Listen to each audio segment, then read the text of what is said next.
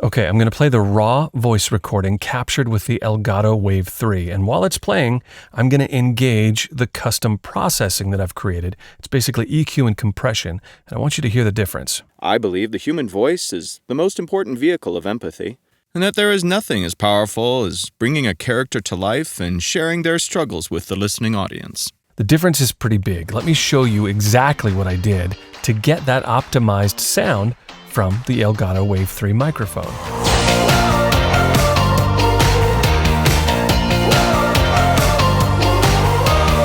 The voiceover artist who sent me this submission is a full-time engineer with a family of 4, so he doesn't have too much time to start learning how to do all the production, and that's why he's coming to me for the help. He wants some direction and wants me to point him in the right direction and say, hey, this is how to make it sound better. But I want to talk a little bit about the microphone. So this Elgato Wave 3, this is a microphone that is very popular with streamers and gamers. Relatively speaking, this is a inexpensive microphone. It's a beginner voiceover microphone. Let's put it that way.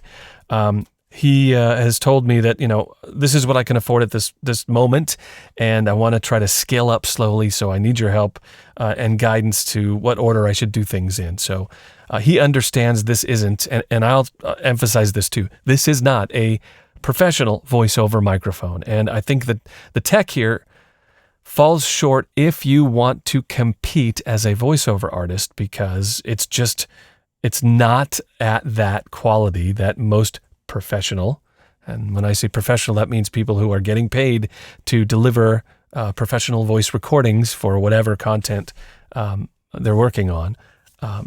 This microphone, the Elgato Wave 3, is not of that quality. Now, with that said, it can sound pretty good, and if you're doing gaming and you're streaming, it's actually very popular. Elgato is massively popular with the streaming community, especially the capture card, the Elgato 4K capture card kind of put them on the map. But this particular microphone, at the time of this video, it's going for about $150 US, and, why is it not of professional quality? A couple things. It's a USB microphone, so it actually is doing several things in this one rather inexpensive unit. So it is capturing the audio as a microphone. It is translating the audio from analog to digital with an audio interface. And so usually those are two separate components. A professional level microphone will have higher quality components, which translates into less noise. A higher quality microphone will capture frequencies more evenly. It'll capture a higher resolution of frequencies, and it will capture frequencies more evenly. Usually when you upgrade to an XLR microphone, an XLR is the connection that is used to connect the microphone to your preamplifier or an audio interface. Usually those mics will, the difference is when you start upgrading and you start graduating to more expensive microphones is the resolution. It's the analog frequency resolution that you get with a microphone. It captures a wider frequency spectrum, and it also captures those frequencies more evenly. It's more sensitive, so it could pick up all of the detail in a voice recording. And then when you talk about preamplifier or the audio interface, which, the mic, audio interface, and analog to digital, digital to analog converter, it's all in this $150 unit. I'm not in any way beating up on Elgato. I think what they do, they've got a particular market and they do it well. And as you'll hear, he's able to get a particular level, which we'll kind of examine. But I want you to understand the difference between why, you would want to spend $300 on a microphone and, maybe that much on an audio interface as well. The differences are going to give you less noise, overall less noise when you're recording. It's going to capture your audio with a higher quality microphone with a more detail, more resolution, and then you'll be able to capture that better by having an independent audio interface and an independent microphone, two separate pieces of equipment with higher quality components. The microphone is going to pick up the audio. It has a place to put your earphones in so you can monitor what you've recorded. It also has a gain knob so you can increase the gain. And then they have what's called Wave Link, which is the software that you use to connect the audio from the Elgato Wave 3 microphone. Now, not only will the software allow you to change the ratio between your computer audio and the audio coming from the microphone and other things if you're doing streaming, but it also has the capability to do some signal processing. Now, I will say that it's limited, in my opinion. The EQ is limited. It only has a minimal number of bands and some of the compression and things. You just can't go too deep. You can't get too surgical like I can with plugins. Let's take a listen to just the raw audio again from this Elgato Wave 3 microphone.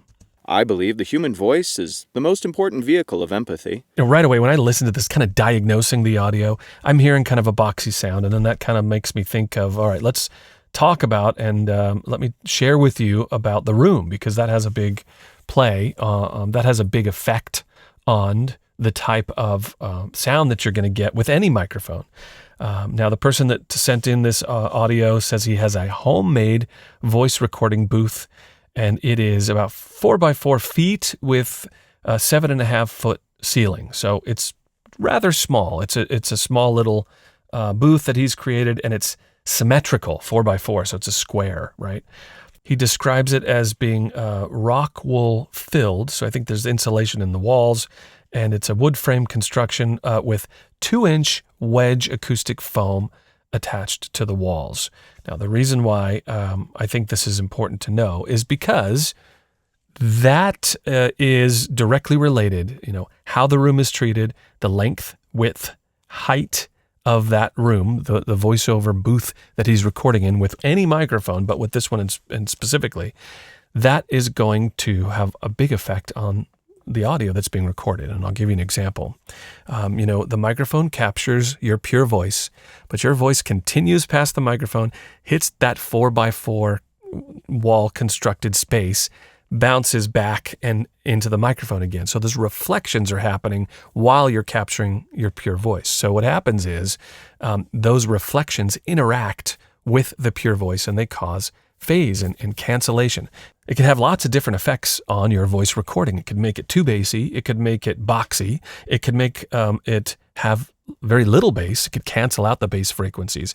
All different sorts of things that could kind of wreak havoc on your recording. And it depends, if you move the microphone just a foot to the left or more to the center or more up against a wall, it's going to change the time. It is going to change the delay time of those reflections, and that changes which frequencies are affected. So it all translates into less than optimal audio. In this case, I believe that is one of the big things that's happening here. So I feel and hear that it is creating a overabundance of mid frequencies because it's giving it kind of a boxy type of sound in the recording. We'll listen to the raw audio again. And I believe it's also robbing this file, this recording of bass. It's canceling out some of the really low frequencies. And what we're going to do is rebalance that with EQ. Let's listen to that again. And I want you to hear how it's lacking bass, and I want you to hear how it's emphasizing some of the low and mid frequencies to give it a boxy sound. Let's listen to it. I believe the human voice is the most important vehicle of empathy, and that there is nothing as powerful as bringing a character to life and sharing their struggles with the listening audience. I listen constantly to voice recordings because I'm in the studio here, and this is kind of what I'm doing. But, I'm also listening on balanced speakers in a balanced studio that is treated to have no reflection. So I'm getting a very good reference of what this recording is. So, for example, I want you just to understand this because this plays into what you're hearing too. If you're listening on earbuds, let's say, you're not going to get the same type of bass frequencies when you're hearing back than you are if you had a subwoofer, let's say, in your monitor system. So are you listening to a true representation of what is being recorded? Now, when you have a studio, as I do, that's one of the things we strive for is I want to hear exactly a true reference to what's being recorded. So to me, in my studio, that is what I'm hearing. And we could look at it on some of the meters, which we'll look at a little bit, and you'll see how it is off balance. So now before I show you some of the details of how I have used EQ and other processing to improve the sound and what I've done to improve that imbalance, we should talk about and really discuss how this person can improve the room, because I can fix with EQ and I can optimize or try to get a more balanced sound with an EQ, but nothing is going to sound better. Let's put it this way. No EQ or processing will improve more than if the raw recording was captured better. Meaning, this is a big part of it, meaning if the raw recording was void of those reflections. And that all boils down to acoustic treatment. I know you've probably heard that too, right? If you're in this world at all of trying to record high quality voice recordings, you've heard that. Room treatment is probably the priority. It's the biggest thing, and it is. It's going to help you, because when you capture a recording with pure voice, void of reflections, and that could be done with a particular microphone, depends on how big your room is, depends on the type of absorbing material that you have, that is going to that could make a inexpensive microphone sound more expensive. It really is probably it's the area that you can improve the most. You'll notice the biggest difference by adding the proper room treatment, which means getting rid of those reflections. Now, I have an acoustic treatment course, and I want to tell you about it because I think it's so important. The reason why I put it together is because having those reflections in a recording is probably one of the biggest problems that people have, and they may not even understand how that it works. And it's like, this is one of the things that happens all the time. Oh, I think I just need a better microphone. Maybe you might not, right? Your microphone may not be, a boutique $3,000 microphone, but whatever microphone you're using could probably benefit a lot if you were getting rid of those reflections, because that interaction that causes the imbalance it's such a huge thing. When we talk about getting a good raw recording, that's really what they mean. Getting your mic and your voice in a space that is void of reflections. It really makes a big difference.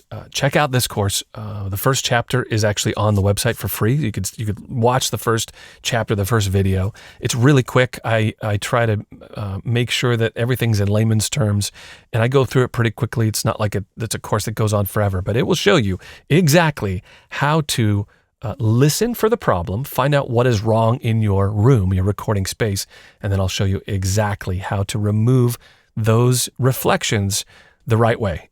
If you feel like you just can't EQ your voice right to get a good sound and you can't figure out what it is, this course will help you save time, money, and frustration. It's on my website, lennyb.com. It's acoustic treatment for voiceover. Just going through this course and understanding more about how sound travels in your voiceover recording space will help you improve, even with like the existing acoustic treatment that you have right now with placement and stuff. Just understanding it will help you get a better recorded sound. Okay, let's look at the EQ changes that I have made. And what I want to do is I'm going to play the raw audio again, and then I'm going to engage just this EQ. And you'll remember what I said was there was kind of this mid-range emphasis that we were hearing, and then there was a low frequencies. There was like a void of low frequencies here, and that is, and we're going to listen to it now, but I want to show you first, that is what I've done. I've replenished some of the low frequencies to balance it out. They were being canceled out, and I've raised them up. And then there's this scoop, this mid-range scoop here that I've made, and there's a couple other things we'll talk about, but what this has done has balanced the imbalances of the room and the effect on that microphone. And also the fact that maybe the microphone isn't of the highest resolution. So we are emphasizing certain things that just gives it more clarity and gives it more of a punch. Okay, I'm going to play back the audio with the EQ disengaged, and then I'm going to engage just the EQ halfway through here so you can hear the difference. I believe the human voice is the most important vehicle of empathy, and that there is nothing as powerful as bringing a character to life and sharing their struggles with the listening audience. Now, this is the F6 by Waves. By the way, I'm working in Logic Pro, and that's my DAW of choice. I use quite a few different DAWs, but it's just the playback here. The EQ that I'm using And the concepts that I'm sharing with you about EQ apply to any EQ that you're using, whether it's the EQ that comes with Adobe Audition, but this is not the stock Logic, Apple Logic Pro. This is not the stock EQ. This is from Waves. It's called F6, and it's a very affordable Waves plugin. It's one of my favorite EQs, by the way, and I'll tell you why. When I have, I'll play this. This is so cool. I'm going to show you again. This is really what helps me EQ and balance something out. I'm going to play this audio again through the EQ, but I want you to see this yellow line, and this is a peak hold line. I'm going to tell the EQ to show me a peak of where all the frequencies are. So it's showing me the balance of the EQ. I'm going to put it on pre. So this line that it's going to show you is before the EQ changes that I've made. Okay, let's see what the line gives us here. I believe the human voice is the most important vehicle of empathy, and that there is nothing as powerful as bringing a character to life and sharing their struggles with the listening audience. Now, when I first heard this audio and kind of made the diagnosis, and this is before these EQ changes that I've made, I said it had this mid-range kind of poking, mid-range overabundance, right? And gave it that boxy kind of mid-rangey sound. And I was missing a lot of the bass. And this peak hold line is showing us exactly that. The bass is 1, 2, 300. The bass is from here down in a human voice recording, in a male voice that is, this type of tone. It's from about here down, maybe 300, 400 hertz to the left. That's the low frequencies. Then the mids are around here, which is exactly what we're seeing. And then the upper mids and the highs, they go to about 5,000 hertz. And up is kind of that air. But this yellow line is saying, hey, yes, what you were hearing is exactly right. It had a big mid-range presence, so it's imbalanced, right? Balance would be flat. And look at the lows drop off pretty quickly. Okay, now, what you were hearing was the EQ'd audio, by the way, and we're still, again, I'm going to play it back. I'm going to tell this peak hold line to give us a reading post EQ changes that I've made here. Let's move this over here. Actually, let's move this over here this time, and I'll put them both so you can see. Once this is finished, I'll put them both on the screen so we can compare. So now let's listen again, and this peak hold line reading is going to give us what the audio looks like after the EQ changes I've made. I believe the human voice is the most important vehicle of empathy, and that there is nothing as powerful as bringing a character to life and sharing their struggles with the listening audience. Now, you may be saying, hey, Lenny, I still kind of see this mid-peak, but it's definitely more, it's more balanced. You can see the difference here. It's more balanced, and I want you to understand something. I say this often because it's true. I use the data that I get from this peak hold line, and I use the data information with the bands and the frequencies, and I get familiar with these changes that I'm making. But the data helps me make decisions, but the final decision is made with the ears. So I listen as well. So these guide us. I feel like the frequency analysis and the data that we get from these EQs and these frequency analyzers and tools, they help us make the decisions, but I don't base everything on the data. You got to use your ears because ultimately that's what matters, right? So I've gone this far with the EQ to help balance the audio coming from the microphone. Now, what I tend to do is try to get surgical. I try to balance out large imbalances. I try to attack or address big changes in certain frequency spaces. And I'll draw your attention to this one here. Number 6. What is number 6? 3100 hertz or 3.1 kilohertz. So this is kind of an upper mid-range. I felt, and let's listen to it. And one of the cool things about the F6 is you could actually solo the band. So let's listen to what just this area is. I believe the human voice is the most important vehicle of empathy, and that there is nothing as powerful as bringing a character to life and sharing their struggles with the listening audience. I feel like there was a particular specific imbalance with that frequency. And what's cool about the F6 and plugins like this, like the parametric EQ, this F6, is you can get really surgical. I could listen, I could hear one frequency space and really like zoom in on it and not affect anything else higher or lower, but I could just mess with that particular space and bring it down. It's a more surgical adjustment on one narrow frequency band. And again, I'm going to use another EQ after this one, kind of in series. So this one does the correcting, and then I'm going to do some sweetening and more balancing with broader strokes with a second EQ. And that happens in the Schoeps Omnichannel in this particular preset that I've created. The Schoeps Omnichannel looks completely confusing. It must look, if you're seeing this for the first time, you're like, what the? But I'll focus you here on this EQ. This EQ is it's also a parametric EQ. I'm able to get specific, but I can also use it in a broad sweeping way too, where it's further balancing the audio. And I'll point this to you here. I am increasing the high frequencies with a shelf, and I'm also with a broad Q, meaning it's a broad, a bigger push of a lot of frequencies. I'm increasing the mid-range. So you'll see that with the F6, we are, it's flat here, but I'm further adjusting this area here to balance the sound further with these two upper bands in this EQ, and these come after the F6. And then I'm further attenuating or lowering that low mid space. Where is this? 398. So that's 400 hertz. Let's look at the F6 again. That the band 3 is 450, right? So this, I'm further flattening this broad band out. With the second EQ. Again, my whole effort is to try to balance the audio. And we're going to hear it. We'll hear the raw and we'll hear the processed sound again, where you can hear the difference. This big sweeping change is like, wow, that sounds more natural. It sounds like a better microphone. It sounds like he's in a natural space as opposed to that boxy sound.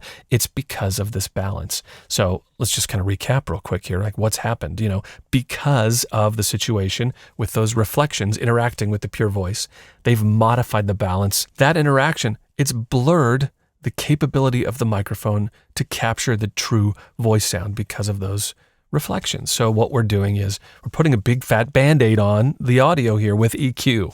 And I just want you to understand. So, is this optimal? Is this the best thing to do if he wants to compete as a voiceover artist? No. So it's not. He needs to improve his equipment. He needs to improve his room.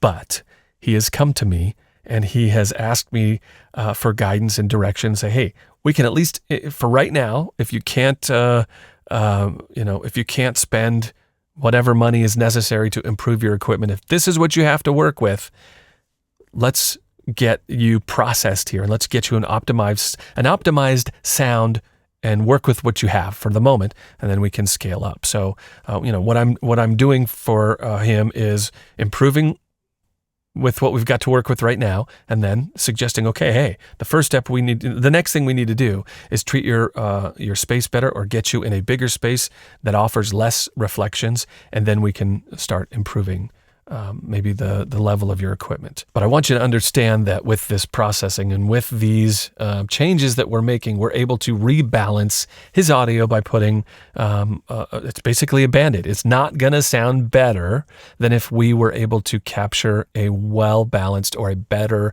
balanced raw audio. And then when you add compression and EQ and de-essers and gates and expanders and saturation on top of that, it's going to sound even better. So incrementally optimizing is really what we're talking about here. All right, let's put both of these on the screen so we can see them at the same time when we play back the audio. And now I want you to just let's listen again, and I want you to think about some of the stuff we've talked about. We're correcting the imbalance with surgical changes and really doing some grand fixing in the first EQ, and then with the second EQ, plus some of the other things that are happening, we are further balancing the audio to give us a more true representation of the captured voice. I'm going to put these both on the screen here so you can kind of look at both of them at the same time while we listen to the fully processed sound. So what I'm going to do is play the raw audio, and then I'll engage both of the EQs and all of the other processing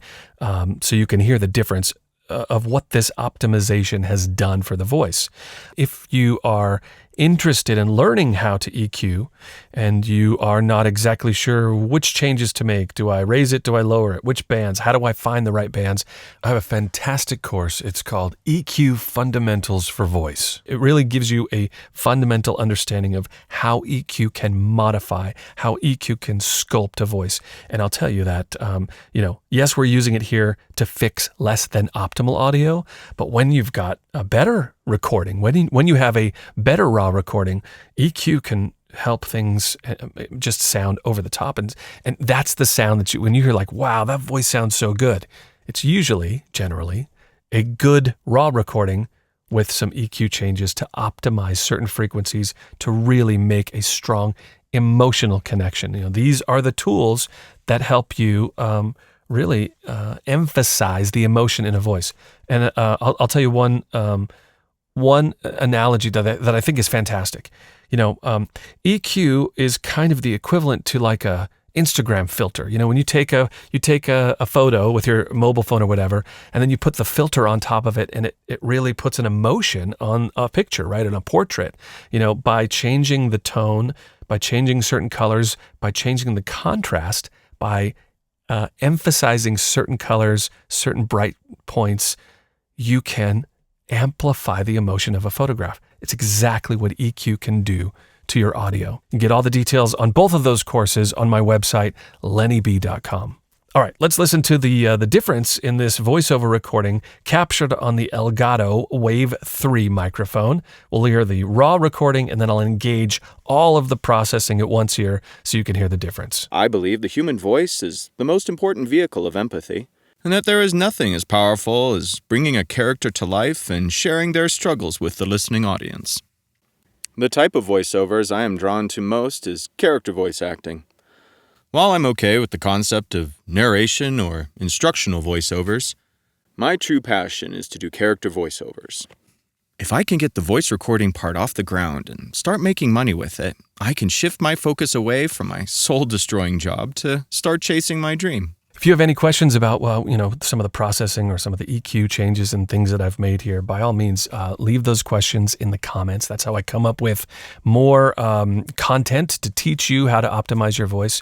And if you are interested in sending me your voice just like this gentleman did, you can do it, and I will, for free, send back to you an example of what my custom processing sounds like with your voice recording. There's just a couple things you have to follow, a few directions, because I need a raw recording, and it has to be just some specifics, but I give you all the details on how to do it. It's really simple to submit your audio. Go to my website, lennyb.com, and at the top there is a red button that says submit your voice. Follow the instructions. You'll receive an email with a link to where you upload your audio, and I even include some copy if you don't have something to read. There's some suggestions up there. The whole thing I want to show you here is the path to improving. Everybody's kind of on a different place in their journey. And so if you are using an inexpensive, entry-level microphone, that's okay. And there's things you can do. And that's really what I want to show you is, why is it sounding this way? Okay, it's the resolution of the mic. We need to get a better capturing device that's going to give you more resolution and more detail and more quality. Is the interface and microphone together in one unit with lower quality components, and then so if you want to upgrade, separate your microphone and your audio interface, and those are going to be each better quality, and together combined using those at a higher level is going to give you a better raw recording. And then your room, it doesn't really matter what if I think it's a good or bad mic. If this is the one you're using and this is what you got to deal with right now, which is what's happening in this case, it's the mic. But the bigger question is, how do we improve, and what can I do to get a better quality recording? The reason why we want to improve our recording quality is to make a better emotional connection. You want to connect on an emotional level and make a stronger emotional connection with your listener. That is what is going to compel your voiceover career further, get you more gigs, win more editions. That's what we're looking to do here. I want to thank you for watching. I'm Lenny B, voiceover audio engineer. Let's make your voice sound better.